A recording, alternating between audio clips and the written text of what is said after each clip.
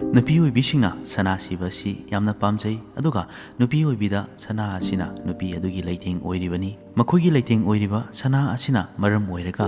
सिबगी मोंफम ओइरक्लबदी अदोम करी तौगनी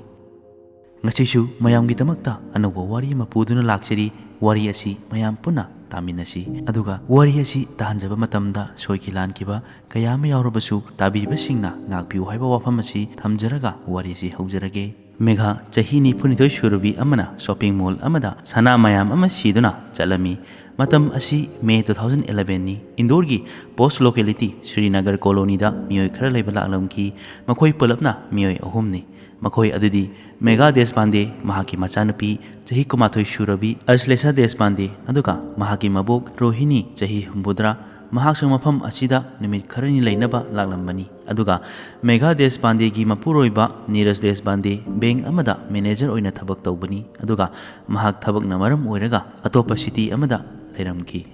Megha Deshpande na cosmetic company amagi membership oirami haibidi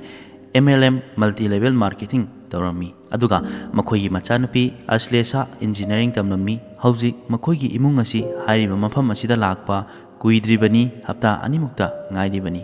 adugi matung 19 June 2011 gi nimit aduda Dipti gi imung Megha gi yum mamang phauduna chalami aduda makhoina Megha gi yumgi thong adugi akoibada I manba khongbaki mami tarami madu mi amagi makhongdagi I thoklaga I thongna chatkibagi malami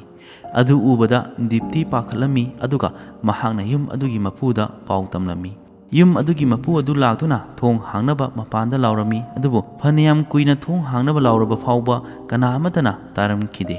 adugi matung yum adugi mapuna thongnaudagi yumgi manungda yenglami aduda manungda leiramliba adu urubada yum mapu adu akiba ma pharamki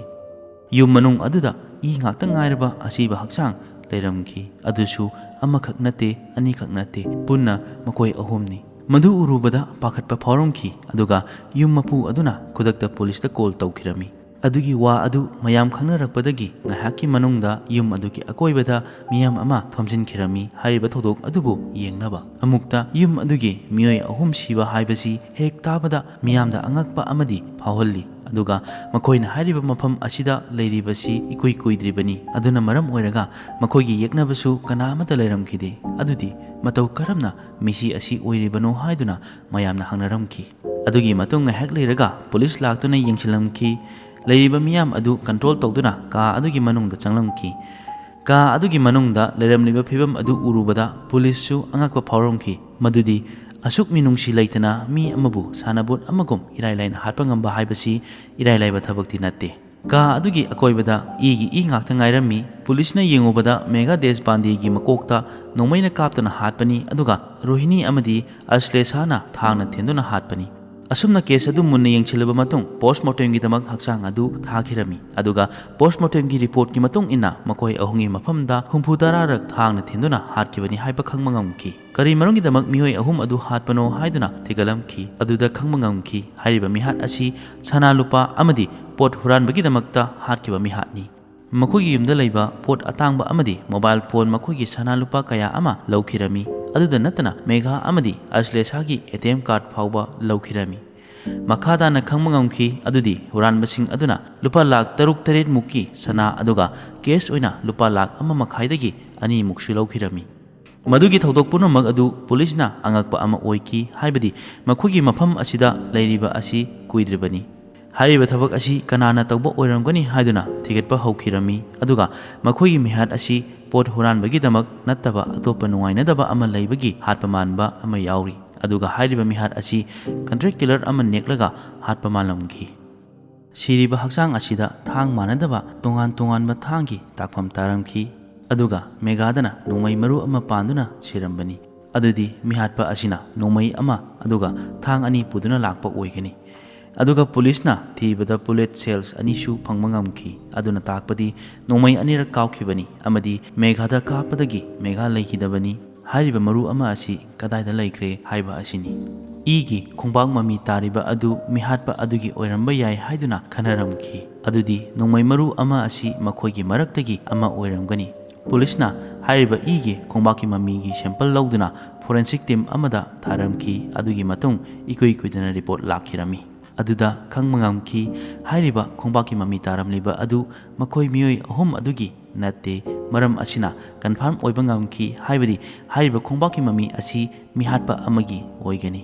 ꯑꯁꯨꯝꯅ ꯄꯨꯂꯤꯁꯅ ꯂꯩꯀꯥꯏ ꯑꯗꯨꯒꯤ ꯃꯤꯑꯣꯏꯁꯤꯡ ꯑꯃꯗꯤ hospital clinic ꯃꯌꯥꯝꯗ ꯄꯥꯎ ꯄꯤꯔꯝꯈꯤ ꯀꯔꯤꯒꯨꯝꯕ ꯈꯣꯡꯗ ꯁꯣꯛꯄꯒꯤ ꯅꯣꯡꯃꯩꯅ ꯄꯥꯟꯕꯒꯤ ꯀꯦꯁ ꯂꯥꯛꯂꯕꯗꯤ ꯄꯨꯂꯤꯁꯇ ꯄꯥꯎ ꯐꯥꯎꯔꯛꯅꯕ ꯍꯥꯏꯔꯝꯈꯤ ꯁꯣꯛꯂꯤꯕ ꯑꯗꯨ ꯁꯣꯏꯗꯅ ꯀ꯭ꯂꯤꯅꯤꯛ ꯅꯠꯇ꯭ꯔꯒ ꯍꯣꯁꯄꯤꯇꯥꯜꯗ ꯂꯥꯛꯀꯅꯤ ꯍꯥꯏꯕ ꯄꯨꯂꯤꯁꯅ ꯊꯥꯖꯔꯝꯈꯤ ꯄꯨꯂꯤꯁꯅ ꯀꯦꯁ ꯑꯗꯨꯒꯤ ꯃꯇꯥꯡꯗ ꯊꯤꯒꯠꯄꯗ ꯃꯇꯝ ꯈꯔ ꯆꯪꯈꯤꯔꯝꯃꯤ ꯑꯗꯨꯅ ꯃꯔꯝ ꯑꯣꯏꯔꯒ ꯃꯈꯣꯏꯗ ꯄ꯭ꯔꯦꯁꯔ ꯂꯥꯛꯂꯝꯃꯤ ꯀꯦꯁ ꯑꯗꯨ ꯁꯣꯜꯕ ꯇꯧꯅꯕ ꯑꯗꯨꯒ ꯍꯥꯏꯔꯤꯕ ꯊꯧꯗꯣꯛ ꯑꯁꯤ ꯏꯟꯗꯤꯌꯥꯒꯤ ꯃꯐꯝꯗ ꯌꯥꯝꯅ ꯇꯥꯡꯅ ꯊꯣꯛꯄ ꯊꯧꯗꯣꯛ ꯑꯃꯅꯤ ꯍꯥꯏ ꯑꯣꯊꯣꯔꯤꯇꯤꯁꯤꯡꯅ ꯀꯦꯁ ꯑꯁꯤ ꯑꯊꯨꯕꯗ ꯄꯨꯊꯣꯛꯅꯕ ꯍꯥꯏꯔꯝꯈꯤ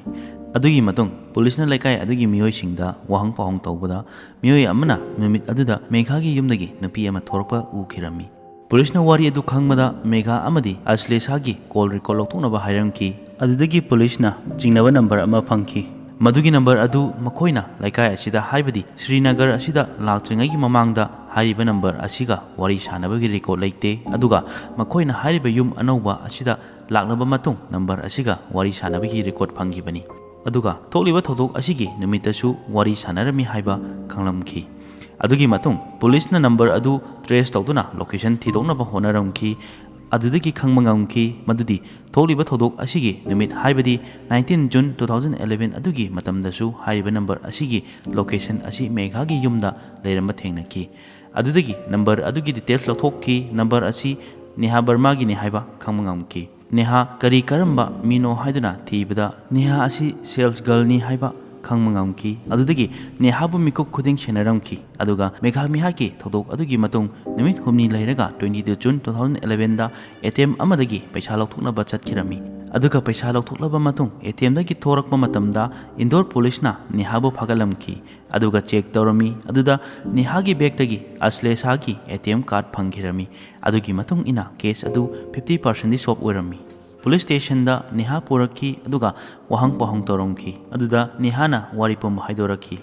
ꯆꯍꯤ 19 ꯁꯨꯔꯕꯤ ꯅꯦꯍꯥ ꯃꯍꯥꯛ ꯁꯦꯜꯁ ꯒꯔꯜꯅꯤ ꯑꯗꯨꯒ ꯃꯍꯥꯛꯀꯤ ꯕꯣꯏꯐ꯭ꯔꯦꯟ ꯔꯥꯍꯨꯜꯒ ꯇꯥꯟꯅꯔꯒ ꯊꯕꯛ ꯑꯁꯤ ꯇꯧꯈꯤꯕꯅꯤ ꯔꯥꯍꯨꯜ ꯑꯃꯗꯤ ꯅꯦꯍꯥ ꯃꯈꯣꯏ ꯑꯃꯅ ꯑꯃꯕु ꯌꯥꯝꯅ ꯅꯨꯡꯁꯤꯅꯔꯝꯃꯤ ꯑꯗꯨꯕꯨ ꯃꯈꯣꯏꯒꯤ ꯃꯐꯝꯗ ꯑꯋꯥꯠꯄ ꯑꯃꯗꯤ ꯂꯩꯔꯝꯈꯤ ꯃꯗꯨꯗꯤ ꯄꯩꯁꯥ ꯌꯥꯝ ꯊꯨꯅ ꯄꯥꯏꯅꯤꯡꯕꯒꯤ ꯃꯌꯥꯏꯅ ꯃꯈꯣꯏ ꯃꯤꯑꯣꯏꯕꯒꯤ ꯋꯥꯈꯜ ꯈꯟꯕ ꯉꯝꯈꯤꯗꯕꯅꯤ ꯃꯈꯣꯏ ꯑꯅꯤꯒꯤ ꯋꯥꯈꯜꯗ ꯄꯩꯁꯥ ꯌꯥꯝꯅ ꯊꯨꯅ ꯄꯥꯏꯕ ꯄꯥꯝꯂꯝꯈꯤ ꯑꯉꯥꯡ ꯑꯣꯏꯔꯤꯉꯩꯗꯒꯤ ꯃꯈꯣꯏ ꯅꯨꯡꯉꯥꯏꯕ ꯄꯨꯟꯁꯤ ꯃꯍꯤꯡ ꯑꯃ ꯍꯤꯡꯕ ꯄꯥꯝꯂꯝꯈꯤ ꯃꯌꯥꯝ ꯑꯁꯤꯒꯤ ꯃꯔꯛꯇ 16 ꯖꯨꯟ 2011 ꯑꯁꯤꯗ ꯃꯦꯘꯥ ꯗꯦꯁꯄꯥꯟꯗꯦꯅ ꯁꯣꯄꯤꯡ ꯃꯣꯜ ꯑꯃꯗ ꯆꯠꯂꯝꯈꯤ ꯑꯗꯨꯗ ꯅꯦꯍꯥꯒ ꯊꯦꯡꯅꯈꯤꯕꯅꯤ ꯅꯦꯍꯥ ꯍꯥꯏꯔꯤꯕ ꯃꯣꯜ ꯑꯁꯤꯗ ꯁꯦꯜꯁ ꯒꯔꯜ ꯑꯣꯏꯅ ꯂꯩꯕꯅꯤ ꯅꯦꯍꯥꯅ ꯃꯦꯘꯥ ꯗꯦꯁꯄꯥꯟꯗꯦꯒꯤ ꯁꯤꯔꯛꯂꯤꯕ ꯁꯅꯥ ꯃꯌꯥꯝ ꯑꯗꯨ ꯎꯕꯗ ꯃꯦꯘꯥ ꯄꯩꯁా ꯌꯥꯝꯅ ꯄꯥꯏꯕ ꯏꯃꯨꯡ ꯑꯣꯏꯔꯝꯒꯅꯤ ꯈꯜꯂꯝꯈꯤ ꯑꯁꯨꯝꯅ ꯃꯦꯘꯥꯒꯤ ꯃꯅꯥꯛꯇ ꯆꯪꯂꯛꯇꯨꯅ ꯃꯦꯘꯥꯗ ꯊꯦꯡꯖꯤꯜꯂꯝꯃꯤ ꯑꯗꯨꯒ ꯅꯦꯍꯥꯅ ꯁꯣꯏꯈ꯭ꯔꯦ ꯍꯥꯏꯔꯗꯨꯅ ꯋꯥꯔꯤ ꯈꯔ ꯁꯥꯔꯝꯃꯤ ꯃꯍꯥꯛ ꯃꯣꯜ ꯑꯁꯤꯗ ꯊꯕꯛ ꯇꯧꯕꯅꯤ ꯑꯗꯨꯒ ꯃꯦꯘꯥꯒꯤ ꯅꯝꯕꯔ ꯑꯃꯗꯤ ꯃꯍꯥꯛꯀꯤ ꯂꯩꯐꯝꯁꯨ ꯈꯪꯗꯣꯛꯂꯝꯈꯤ ꯃꯈꯥ ꯇꯥꯅ ꯃꯈꯣꯏꯒꯤ ꯌꯨꯝꯗ ꯀꯣꯁꯃꯦꯇꯤꯛꯀꯤ ꯑꯥꯏꯇꯦꯝ ꯑꯍꯣꯡꯕ ꯃꯃꯜꯗ ꯗꯤꯂꯤꯚꯔꯤ ꯇꯧꯔꯛꯄꯒꯤ ꯋꯥꯔꯤꯁꯨ ꯁꯥꯔꯝꯈꯤ ꯑꯁꯨꯝꯅ ꯍꯥꯏꯔꯤꯕ ꯊꯧꯗꯣꯛ ꯄꯨꯝꯕ ꯅꯦꯍꯥꯒꯤ ꯕꯣꯏꯐ꯭ꯔꯦꯟ ꯔꯥꯍꯨꯜꯒ ꯋꯥꯔꯤ ꯁꯥꯔꯝꯃꯤ ꯑꯗꯨꯒ ꯔꯥꯍꯨꯜꯁꯨ ꯍꯥꯏꯔꯤꯕ ꯊꯕꯛ ꯑꯁꯤꯗ ꯌꯥꯎꯔꯝꯈꯤ ꯑꯗꯨꯒ ꯔꯥꯍꯨꯜꯒꯤ ꯋꯥꯔꯤ ꯍꯥꯏꯔꯒꯗꯤ ꯔꯥꯍꯨꯜꯁꯨ ꯃꯃꯥꯡꯗ ꯍꯨꯔꯥꯜꯂꯨꯕꯒꯤ ꯀꯦꯁ ꯑꯃꯗ ꯖꯦꯜꯗ ꯂꯩꯔꯨꯔꯕꯅꯤ ꯑꯗꯨꯒ ꯔꯥꯍꯨꯜꯒꯤ ꯃꯃꯥꯟꯅꯕ ꯃꯅꯣꯖꯁꯨ ꯍꯥꯏꯔꯤꯕ ꯊꯕꯛ ꯑꯁꯤꯗ ꯌꯥꯎꯍꯜꯂꯝꯈꯤ ꯃꯅꯣꯖ ꯌꯥꯎꯍꯜꯂꯝꯕꯒꯤ ꯃꯔꯝꯗꯤ ꯃꯅꯣꯖꯇ ꯍꯥꯟꯅꯗꯒꯤ ꯅꯣꯡꯃꯩ ꯂꯩꯔꯝꯈꯤ ꯑꯗꯨꯅ ꯃꯅꯣꯖꯄꯨ ꯌꯥꯎꯍꯜꯂꯝꯕꯅꯤ ꯑꯗꯨꯒ ꯍꯥꯏꯔꯤꯕ ꯊꯧꯗꯣꯛ ꯑꯁꯤꯗ ꯃꯈꯣꯏꯅ ꯁꯅꯥ ꯂꯨꯄꯥ ꯍꯨꯔꯥꯜꯂꯕ ꯃꯇꯨꯡ ꯍꯥꯠꯅꯕꯒꯤ ꯄ꯭ꯂꯥꯟ ꯇꯧꯔꯝꯕꯅꯤ ꯅꯦꯍꯥꯅ ꯃꯦꯘꯥꯒꯤ ꯌꯨꯝꯗ ꯄꯣꯠ ꯗꯤꯂꯤꯚꯔꯤ ꯇꯧꯗꯨꯅ ꯍꯥꯟꯅ ꯌꯨꯝ ꯑꯗꯨꯒꯤ ꯐꯤꯕꯝ ꯌꯦꯡꯊꯣꯛꯂꯝꯃꯤ ꯑꯗꯨꯗ ꯈꯪꯕ ꯉꯝꯈꯤ ꯑꯁꯂꯦꯁꯥ ꯃꯦꯘꯥ ꯑꯃꯗꯤ ꯔꯣꯍꯤꯅꯤ ꯃꯈꯣꯏ ꯑꯍꯨꯝꯈꯛ ꯂꯩꯕꯅꯤ ꯑꯗꯨꯒꯤ ꯈꯨꯗꯣꯡꯆꯥꯕ ꯂꯧꯗꯨꯅ ꯖꯨꯟꯒꯤ ꯇꯥꯡ 18ꯗ ꯅꯦꯍꯥꯅ ꯀꯣꯜ ꯇꯧꯗꯨꯅ ꯃꯦꯘꯥꯒꯤ ꯌꯨꯝꯗ ꯂꯥꯛꯅꯕ ꯍꯥꯏꯔꯝꯈꯤ नेहा मेघागी युम यौरक्लमकी थोंग हांगनबा हायरमी मेघा थोरक्तुना थोंग हांगलमी अदुदा नेहागी मतुंगदा राहुल अमदी मनोजसु युम मनुंगदा चंगनबा होनरकपदा मेघाना थेंगलमकी अदुबु मखोयना ngamaदुना युम अदुगी मनुंगदा चंगलमकी मनुंग हेक चंगबगा मनोजना मेघादा थांगना थेलमकी अदुगा राहुलना नुंगमै पुथोक्तुना कापनबा तौबदा सोयबदगी मसागी खोंगदा कापसेलमकी अदुगी मतुंग मेघादा कापलमकी हौरकपदा पुलिसना थिरकपा इगी खोंगबाक ममी अदु अदै कनागिसु नते राहुलगिनी हाइबा खंगकी अदुगा नोंमैगी मखोल ताबदा अश्लेषा अमदी रोहिणी थोलक्की अदुदगी मखोय अहुमना अश्लेषा अमदी रोहिणीदा थांगना थेंदुना हाटकिबनी ꯑꯗꯨꯒ ꯋꯥꯔꯤ ꯑꯃꯅ ꯑꯁ꯭ꯂꯦꯁꯥ ꯍꯥꯠꯇ꯭ꯔꯤꯉꯩ ꯃꯃꯥꯡꯗ ꯀꯤꯍꯟꯗꯨꯅ ꯃꯥꯒꯤ ATMꯒꯤ ꯄꯤꯟ ꯍꯪꯂꯝꯈꯤ꯫ ꯑꯁ꯭ꯂꯦꯁꯥꯁꯨ ꯀꯤꯕꯗꯒꯤ ꯄꯤꯟ ꯑꯗꯨ ꯍꯥꯏꯔꯝꯈꯤ꯫ ꯑꯗꯨꯒꯤ ꯃꯇꯨꯡꯗ ꯃꯈꯣꯏꯅ ꯁꯅꯥ ꯂꯨꯄꯥ ꯄꯩꯁꯥ ꯀꯌꯥ ꯐꯣꯟꯅꯆꯤꯡꯕ ꯂꯧꯗꯨꯅ ꯃꯤꯅꯤꯠ 15ꯒꯤ ꯃꯅꯨꯡꯗ ꯌꯨꯝ ꯑꯗꯨ ꯊꯥꯗꯣꯛꯇꯨꯅ ꯆꯠꯈꯤꯔꯝꯃꯤ꯫ ꯑꯗꯨꯕꯨ ꯔꯥꯍꯨꯜ ꯅꯣꯡꯃꯩꯅ ꯄꯥꯟꯕꯗꯒꯤ ꯆꯩꯅꯥ ꯈꯥꯡꯂꯝꯈꯤ꯫ ꯍꯣꯁꯄꯤꯇꯥꯜꯗ ꯆꯠꯇꯨꯅ ꯌꯦꯡꯍꯟꯅꯕ ꯍꯥꯏꯔꯝꯈꯤ꯫ ꯑꯗꯨꯗ ꯅꯦꯍꯥꯅ ꯌꯥꯔꯝꯈꯤꯗꯦ꯫ ꯔꯥꯍꯨꯜ ꯅꯨꯃꯤꯠ ꯅꯤꯅꯤ ꯌꯥꯝꯅ ꯋꯥꯅ ꯆꯩꯅꯥ ꯈꯥꯡꯂꯝꯈꯤ꯫ ꯑꯗꯨꯕꯨ ꯆꯩꯅꯥ ꯈꯥꯡꯕ ꯉꯝꯂꯛꯇꯕꯗꯒꯤ 21 ꯖꯨꯟꯗ ꯍꯣꯁꯄꯤꯇꯥꯜ ꯆꯠꯇꯨꯅ ꯂꯥꯌꯦꯡꯂꯝꯈꯤ꯫ ꯅꯦꯍꯥꯒꯤ ꯋꯥꯔꯤ ꯇꯥꯕꯗꯒꯤ ꯍꯣꯁꯄꯤꯇꯥꯜꯗꯒꯤ ꯔꯥꯍꯨꯜ ꯐꯥꯈꯤꯔꯝꯃꯤ ꯑꯗꯨꯒ ꯃꯅꯣꯖꯅ ꯌꯨꯝꯗꯒꯤ ꯐꯥꯈꯤꯔꯝꯃꯤ꯫ ꯃꯦꯘꯥ ꯗꯦꯁꯄꯥꯟꯗꯦꯒꯤ ꯌꯨꯝꯗꯒꯤ ꯍꯨꯔꯥꯟꯂꯛꯈꯤꯕ ꯁꯅꯥ ꯂꯨꯄꯥ ꯄꯣꯠꯁꯤꯡ ꯑꯗꯨ ꯄꯨꯂꯤꯁꯅ ꯐꯥꯒꯠꯄ ꯉꯝꯈꯤ꯫ ꯑꯗꯨꯒ ꯀꯦꯁ ꯑꯁꯤ ꯀꯣꯔꯠꯇ ꯄꯨꯊꯣꯛꯈꯤꯔꯝꯃꯤ꯫ ꯀꯣꯔꯠꯅ ꯍꯥꯏꯔꯝꯃꯤ ꯀꯦꯁ ꯑꯁꯤ ꯌꯥꯝꯅ ꯉꯛꯄ ꯑꯃꯗꯤ ꯌꯥꯝꯅ ꯇꯥꯡꯅ ꯊꯣꯛꯄ ꯀꯦꯁꯅꯤ ꯍꯥꯏꯔꯝꯈꯤ꯫ ꯑꯗꯨꯒ ꯃꯈꯣꯏ ꯑꯍꯨꯝꯕꯨ ꯁꯤꯕꯒꯤ ꯆꯩꯔꯥꯛ ꯄꯤꯈꯤꯔꯝꯃꯤ꯫ ꯑꯗꯨꯗ ꯅꯦꯍꯥꯅ ꯆꯩꯔꯥꯛ ꯑꯗꯨꯕꯨ ꯍꯣꯡꯗꯣꯛꯇꯨꯅ ꯄꯨꯟꯁꯤ ꯆꯨꯞꯄ ꯖꯦꯜꯗ ꯂꯩꯅꯕꯒꯤ ꯑꯥꯄꯤꯜ ꯇꯧꯔꯝꯈꯤ꯫ ꯑꯗꯨꯕꯨ ꯀꯣꯔꯠꯅ ꯌꯥꯔꯝꯈꯤꯗꯦ꯫ ꯑꯁꯤꯅꯤ ꯉꯁꯤꯒꯤ ꯑꯁꯦꯡꯕ ꯊꯣꯛꯈꯤꯕ ꯋꯥꯔꯤ꯫ ꯃꯌꯥꯝꯅ ꯋꯥꯔꯤ ꯑꯁꯤ ꯇꯥꯕꯤꯔꯕ ꯃꯇꯨꯡꯗ ꯀꯔꯤ ꯐꯥꯎꯕꯤꯕꯒꯦ ꯍꯥꯏꯕꯗꯨ ꯀꯃꯦꯟ ꯇꯧꯗꯨꯅ ꯈꯪꯍꯟꯕꯤꯔꯛꯎ꯫ ꯑꯗꯨꯒ ꯆꯦꯅꯦꯜ ꯑꯁꯤꯕꯨ ꯁꯄꯣꯔꯠ ꯇꯧꯕꯤꯗꯨꯅ ꯂꯥꯏꯛ, ꯁꯦꯌꯔ ꯑꯃꯗꯤ ꯁꯕꯁꯀ꯭ꯔꯥꯏꯕ ꯇꯧꯕ ꯀꯥꯎꯕꯤꯒꯅꯨ꯫